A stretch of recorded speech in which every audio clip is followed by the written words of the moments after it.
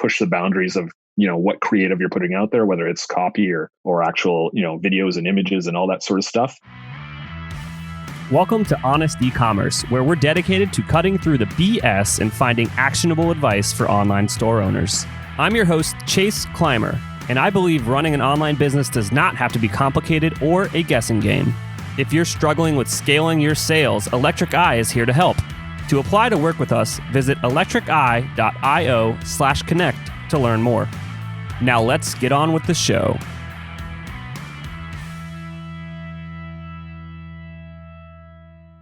Hey everybody, welcome back to another episode of Honest Ecommerce. I'm your host, Chase Clymer, and today we welcome to the show Paul. Paul is coming to us from Shoelace, but why I kind of stumbled over that whole intro real quick was actually it's the first time we've ever had a guest from the same company or a repeat guest on. So I'm going to call you a repeat guest, even though you're not, just because we're learning a lot more about the company and about just the state of e-commerce and Facebook ads. I'm going to stop talking. Welcome to the show, Paul. That was quite the intro. Thanks for having me, Chase. Yeah, I like to ramble sometimes. I've drank a lot of coffee. Working from home gets you wild. So let's get into it. Well, it is St. Patrick's Day. You sure it's just coffee? We'll see. It is the afternoon now.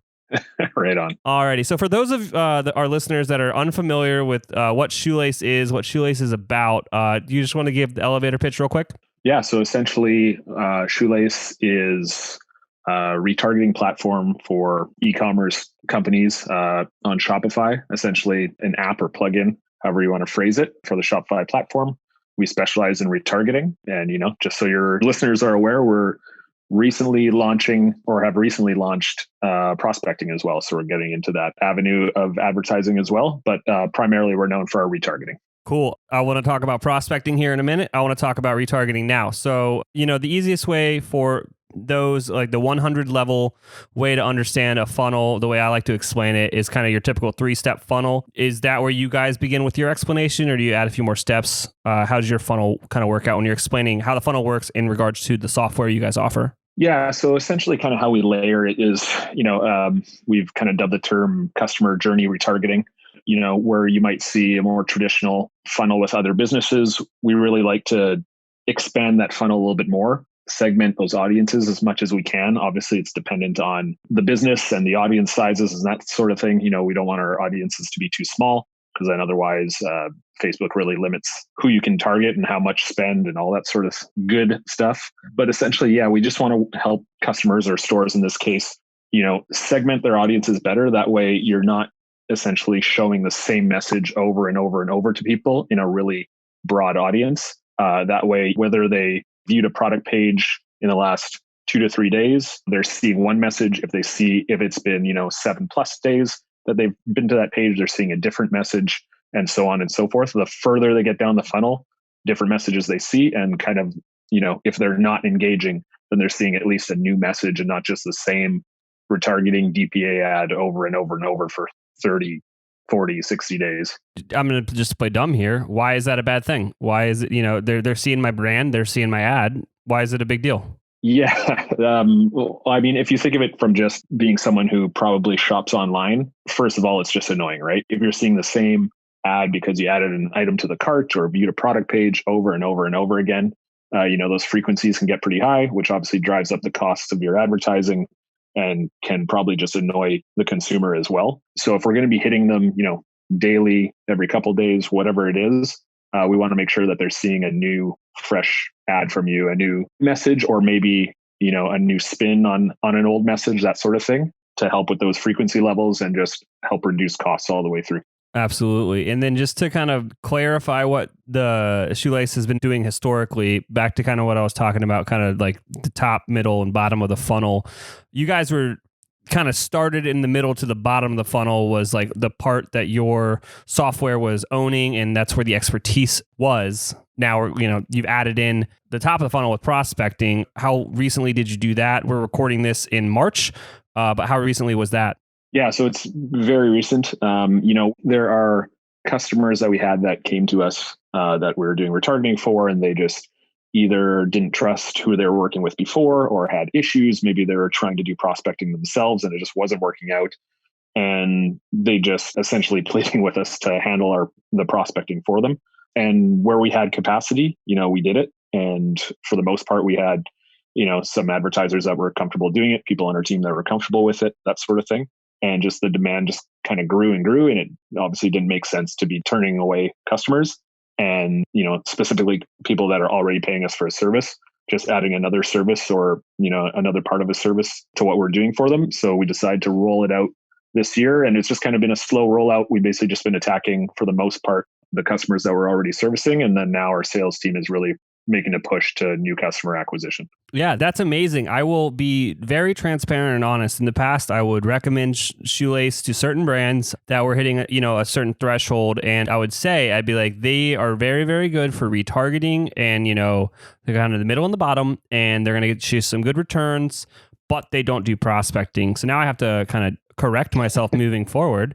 I'm excited about that. So now, before we talk about how it works, I think we should talk about how Shoelace works, where it's how much of it is the technology and how much is it, the customer service reps. I don't know how you guys refer to your team members that help these accounts as well. Yeah, so we refer to them as account strategists. Account strategists, ad strategists, account managers. There's lots of different lingo for it. On our team, we just use account strategists. So we have different offers dependent on the customer and, their monthly spend and, basically all the requirements that they would need. We have different offers for them. Kind of our core client is what you'll see, our pricing on the Shopify app store and on our website, that sort of thing. And that's, I guess the more regular clients that we have, it's kind of that in between where, they're doing some prospecting, they're doing some advertising, but they really don't understand retargeting at that point. And, maybe they're small teams. They don't have someone with that expertise on their team. So they look for us for that help. And then we offer the higher end stores, people doing millions of dollars of revenue monthly and spending tens to hundreds of thousands of dollars in ad spend in a month.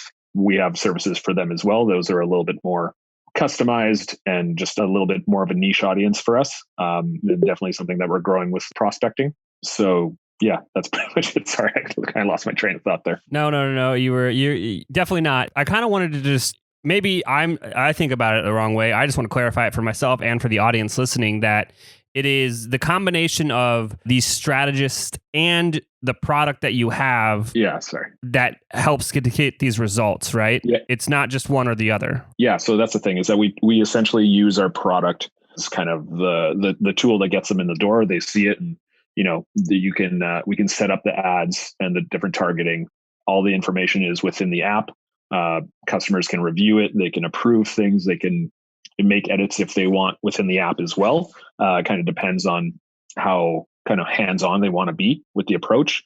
And then, there's other clients as well that get to a certain point where using our app actually doesn't make sense for them anymore. So we essentially become like more of a traditional agency where we use our tool for some parts of the process, but not for everything. Sometimes it might make more sense just to create ads in the actual ads manager account and use it that way. But it definitely helps with like approvals, ad approvals and editing, customer communication, that kind of stuff. Absolutely. Now, with yourself being kind of on the senior end of that spectrum, do you find yourself working with more of these higher end enterprise deals that you have going on?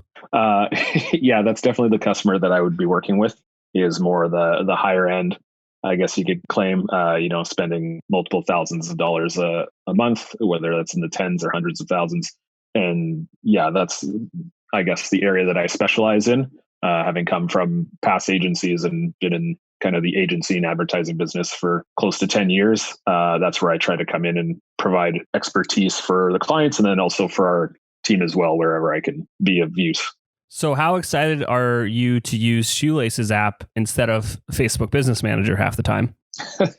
It really depends. Obviously, I think anyone that would be listening or has done advertising with Ads Manager can know that it can be a huge pain in the arse and definitely has its ups and its downs. Our software is definitely fairly easy to use and pretty straightforward. And like I mentioned before, is really good for, ad approvals and edits and optimizations and all that sort of stuff. We have a dashboard within our platform that allows you to see results.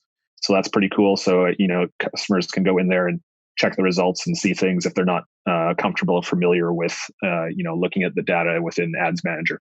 Yeah, I just wanted to make a joke at business manager's expense. It's literally the bane of my project manager's existence. I know. I you know what? I was trying to not rip into it too much, but yeah, I mean, it's it's a pain in the ass. Yeah, it's so yeah, anyone listening, to get good at Facebook ads, you will learn that you are a victim to their tools. The strategies and stuff are all the same, kind of, but like the rest of it's just like, all right, well, we have to work within these weird confines. Yeah.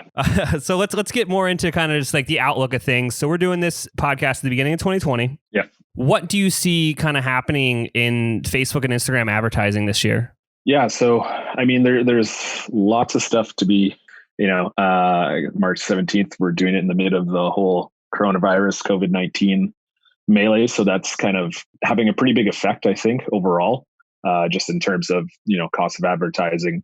I promised to a friend that I wouldn't mention that CPMs are going down, but CPMs are going down because everybody's reducing their spend for the most part.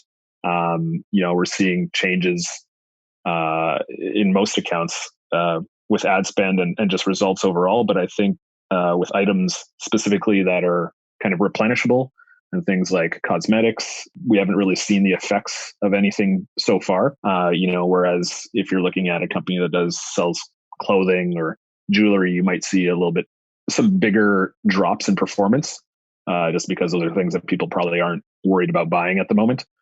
So definitely that's having some impact on the Facebook advertising in general. And then coming up for 2020, I think just the biggest thing that we can see and that we're looking forward to is mostly just like people getting really creative with advertising. These platforms aren't as young as they used to be. I know they're still really good for getting started and finding audiences and finding people to purchase. But, there's just ads everywhere, whether it's on Facebook and Instagram or other platforms. Like people are just inundated with ads. So you really have to get creative and kind of push the boundaries of, what creative you're putting out there, whether it's copy or actual, videos and images and all that sort of stuff. Traditionally, what we're seeing, the more traditional ads, like a basic DPA and that sort of stuff just isn't working as well as it used to. So just seeing the different ways that advertisers are going to make those changes and, possibly take chances with advertising like they would with organic content. I really like something that you said there where you're excited to see how people get creative. And I think that is one of the biggest differentiating factors between Facebook and Instagram and more traditional, say like Google AdWords was where you had the whole creative element to it. Yeah. And now you see that too with the new ones on the block. You got the Snapchats and the TikToks. And Pinterest is a unique hybrid between the two. They'd hate if I said that, but it's kind of where I see it. But yeah, it's the creative element of it. So I guess from your opinion, you're managing multiple thousands of ad spends. What do you see as far as creative goes? Like what is working for the clients that are spending the most and seeing the better returns as far as like how they approach creative? Yeah, so I hate to give this as an answer, but it really depends. But for the most part, I think the biggest change that we're seeing is that you don't have to have a big budget to find winning creative. Specifically within Instagram and like stories placements, for example, we're seeing a lot more clients go to or customers go to kind of an organic look and feel to their content. So like similar to what you'd see brands post on their channels organically, you're seeing some of that content translate well to advertising. So you don't need to go out and shoot, product and lifestyle images for 3 days and then go in the studio and create videos and images and all that sort of stuff. You can literally use your phone and create organic content, save it, put it in an ad and get the same results. It's not going to work for everyone every time. But that's what we're seeing is that content doesn't have to be this huge production that it used to be in the past to really stand out. And that's probably the biggest for someone like myself who's creatively deficient, we'll say, in terms of creating content on my own. There's so many tools that are easy to use, and seeing that, that kind of organic look and feel to content can really make an impact. I think that's really beneficial. That way it just kind of lowers the bar for anyone getting into this. I just want to double down there. We had a client last month in the best performing, and by a long shot, the best performing ad that we had going on last month was just a selfie video that she recorded on her phone in 5 minutes because she's like, we just need something for now. And she did it. And that worked better than the other stuff. There's something about the authenticity of it. And it also goes into the whole, you don't know until you try it. You got to test it, put it out there, figure it out. That's 100% it. And it really depends on your audience too, right? If you're posting content that looks like that all the time and the content is landing, then why wouldn't you use that in your paid media? If you only have glamour shots and the most highly produced content and it does really well, then holding a camera to your face and you doing UGC might not work as well for you. But exactly that. I mean, we're just the type that we'll try to test everything, whether it's content, creative, calls to action, whatever it is. You don't know until you try it. And that's the biggest thing. Let's be honest today. All of your customers are going to have questions. And what are you doing to manage all those questions? Do you have a help desk for your business? One of our sponsors of today's episode is Gorgias, and Gorgias is the #1 rated help desk for e-commerce. It integrates seamlessly with Shopify. We have installed it on a bunch of stores. It's also used by brands like Movement and Rothy's. And what it does is it takes all of your customer insights and information, brings it into one amazing dashboard so you can solve their problem as quickly as possible. If you want to give Gorgias a try, visit gorgias.link/honest. That's GORGIAS.LINK/HONEST to get your second month free. And you brought this up in the pre-show notes here. You have a great question here. So I'm a smaller brand and we have a limited budget. And this year I want to improve my ads. And you pose this question as, is it more important to hire a copywriter or a graphic designer? And I'd love to just riff on that for a minute. Yeah, I definitely think that from my perspective, like I said, I'm not the most creative person in the world when it comes to, creating an image or a quick video or anything like that. But I think there's so many tools available to you. I mentioned Canva and apps similar to that, and even just using the platforms, like Instagram on your phone and making content right there and saving it to your phone for later. I just think there's so many options for people that aren't, graphic artists to create content. And then I would probably go the route of a copywriter just because, everything's where you can put copy on an ad is just diminishing. I think they cut it off at 3 lines or even less sometimes, I feel like, for the see more button on Instagram ads. So you have such a limited space to put any sort of copy or messaging that I think, that's something that I would personally struggle with a lot more than creating, maybe an image ad or something like that.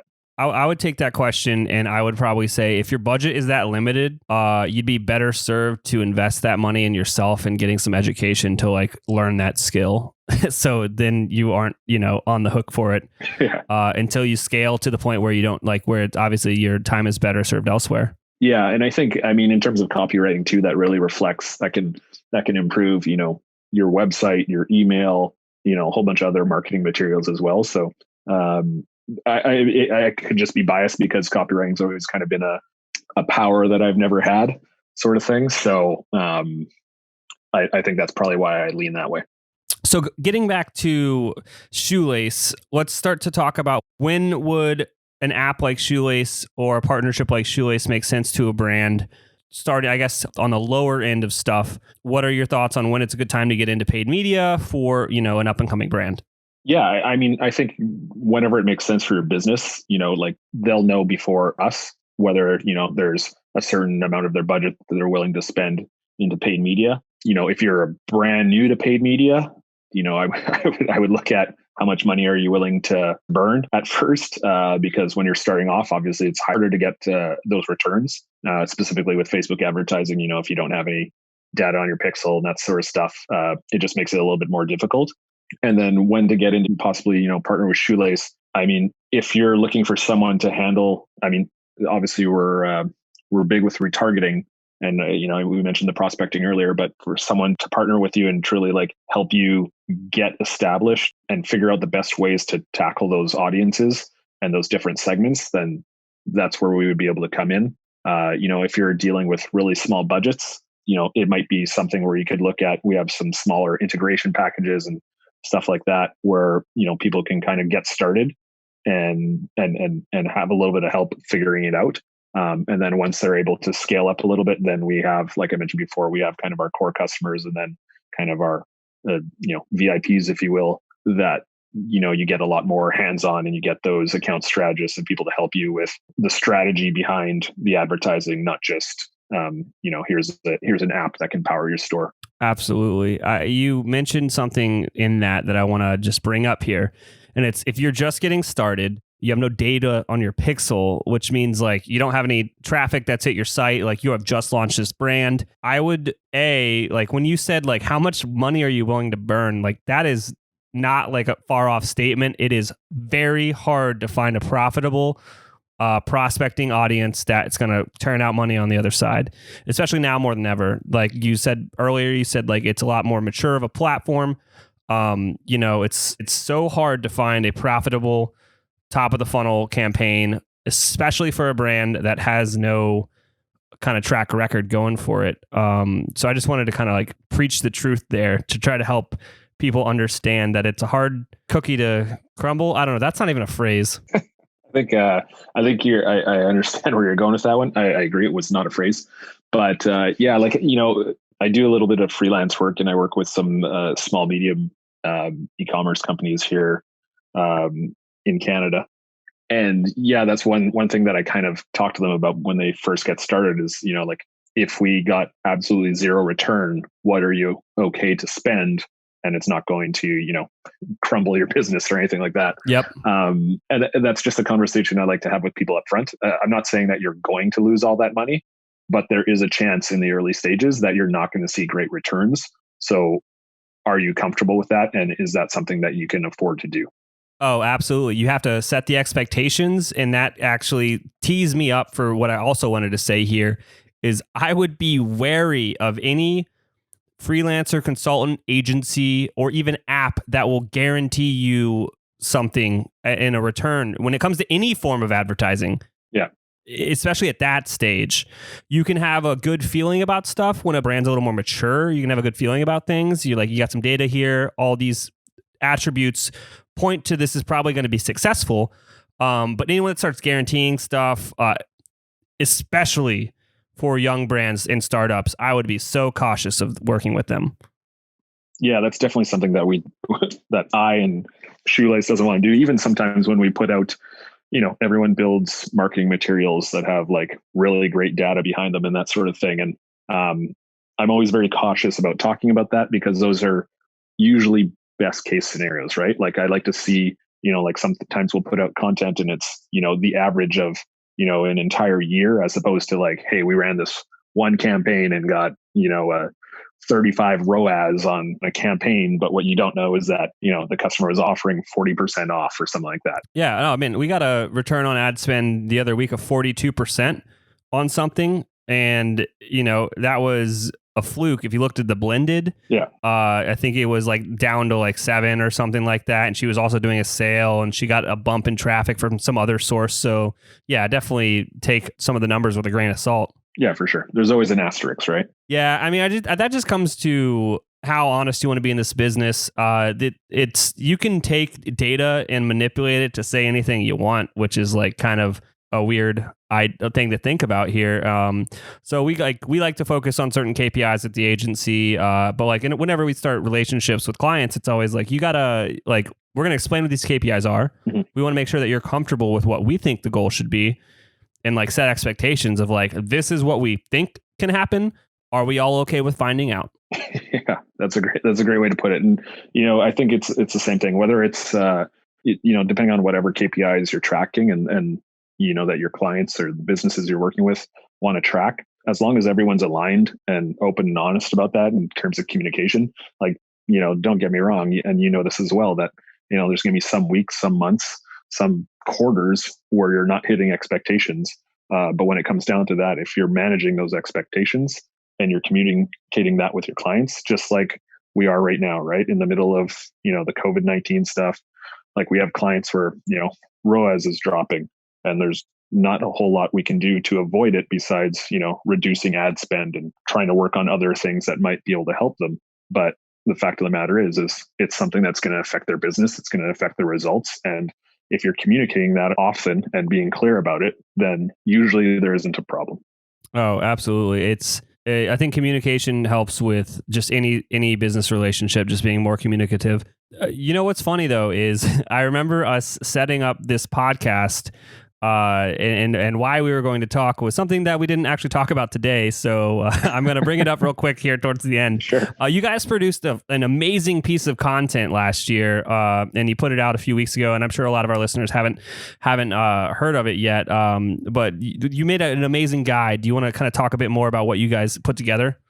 Yeah, absolutely. So yeah, our sales and marketing team put together a guide called The 7 Biggest Lessons in Social Retargeting.